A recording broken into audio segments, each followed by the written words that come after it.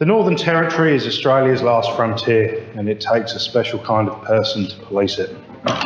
Paul Milne is a former Territory police officer and has reached out to tell his story. And I want to speak briefly on what's been reported in the ABC and something he's very kindly written to me and wanted the parliamentarians to listen to this evening. Paul finds it hard to shake off when he came face to face with a saltwater crocodile to save a woman's life after her houseboat capsized in croc-infested waters in the Mary River.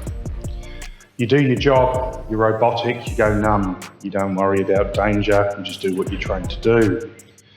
Paul remembers pulling the woman's body out of the river in a tinny and moving it to the water's edge so paramedics and police could conduct CPR. Crocs were closing in on the group and Paul was trying to shoot to keep them away, but they got within about half a metre, which is close. The woman could not be saved, and as the weeks passed for Paul, signs of post-traumatic stress disorder started to surface. He went to Crocodilus Park one day with the kids. He saw a crocodile and he just flipped out. He said it just spun him out. He stopped in his tracks and knocked him for 6. And his traumatic experience at Mary River didn't just stop with the crocodiles. Regular police call-outs became more demanding and he struggled to turn up for work. One minute he's driving a patrol car down the road in Palmerston, and then his chest starts beating 1,000,000 miles an hour going to a simple job. He starts thinking to himself, what's going on? This is normal for me. I can deal with this, I'm stronger than this. But it was the Christmas-New Year period that pushed Paul over the line and ended his decade-long career with the NT Police. His unit had a bad run, responding to 8 deaths within 8 weeks. The impact took its toll on everybody. Been there, it does.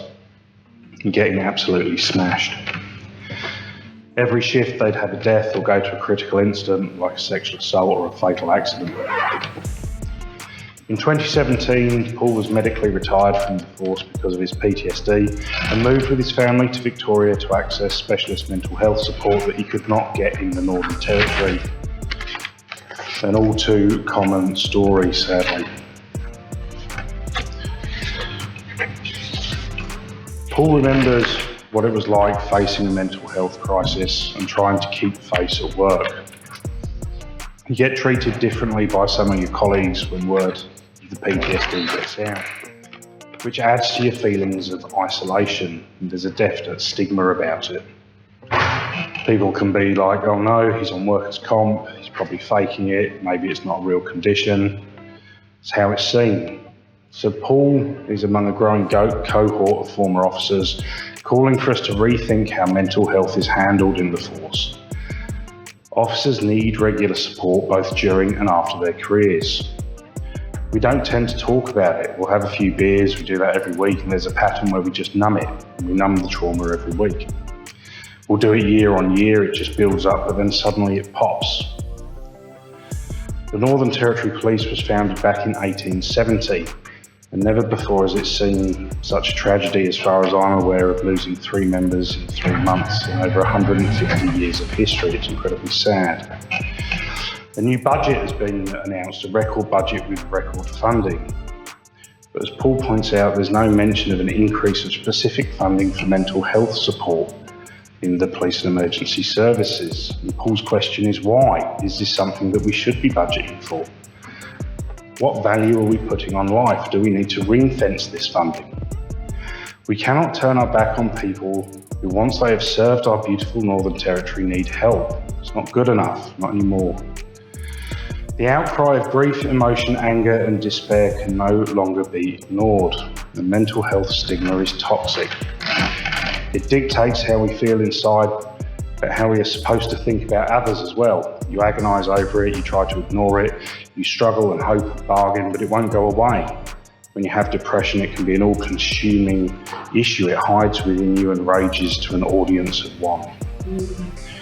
A purpose-built facility could be built for police and emergency service workers, veterans and the ADF. Apparently there's examples called Ward 17 in Melbourne and the Jamie Latham Centre in South Australia. Could this be funded federally? Could it be a mainstay of how we look after people in the NT? But whatever it is, action must be taken on all sides of the fence, and we need a specialised service with clinicians using evidence-based treatment for trauma-related injuries that needed to be set up with a program so we can track the progress and success. And the main goal must be to improve emergency workers' mental health in the Northern Territory. Paul suggests we can do this through 3 broad pillars of activity, and I tend to agree. We need the awareness, and then we need the training. And thirdly, we need clinician support to help ensure that the police and emergency workers across the NT are receiving the best possible mental health care from practitioners that really importantly understand cumulative mental health trauma, how to spot it and how to treat it.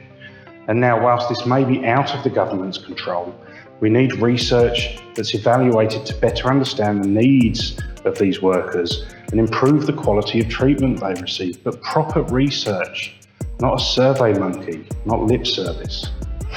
We need more funding towards education and networking opportunities aimed at increasing the capacity and capability of health providers across the Territory who work with police and emergency workers. To facilitate this, develop a competency framework that outlines critical skills for practitioners. This framework, together with evidence-based treatment, would form the basis for new training programs. These programs then aim at delivering key competencies to mental health practitioners working with police and emergency workers in the NT.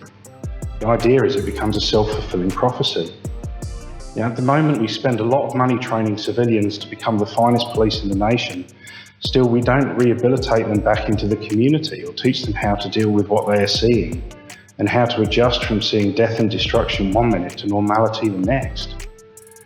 We're not unique in this, but we're hurting now, which is why they're asking for help. More is required for mental health professionals who understand the nature of what they do, the language that they and I speak, and the culture from where we come from. Police need holistic care services when they suffer psychological injury, as do the other emergency services. We know it impacts our financial literacy and other day-to-day issues. We know they measure these things during the independent medical assessments when we try and put in workers' comp claims. So why are we not treating them before it becomes an issue? We need more resources in Catherine and Alice Springs. We need remote teams that can travel out to remote stations to support members and their families. If we can catch people before they need treatment, it would be a tremendous investment for every stakeholder involved. And the other thing we keep hearing is culture. Everyone makes the culture, from the recruit to the commissioner. We can all make the change. Government can make the change and we can all individually make the change, but it needs to happen. The issue of mental health will not disappear, certainly not with the media cycle. It needs a holistic approach from everyone together. And we do need a review of the workers' compensation format. It's confusing, and you try doing it whilst you've got PTSD. It's draining and it exacerbates your symptoms. The most important thing is that when you're in a dark hole and there's no hope for the future, you can see that there's a light at the end of the tunnel. And I thank Paul for letting me tell his story and hope that it can show that despite the adversity, with some hard work, there is a future and not all is lost. The other important issue that both Paul and I want to let anybody watching know is that Paul's spoken at length with numerous support agencies in Australia and they're willing to help. Paul's lived through it, I've lived through it, there's a lot of people that have. Please reach out, send us a message and ask for help. Thank you, Mr. Speaker.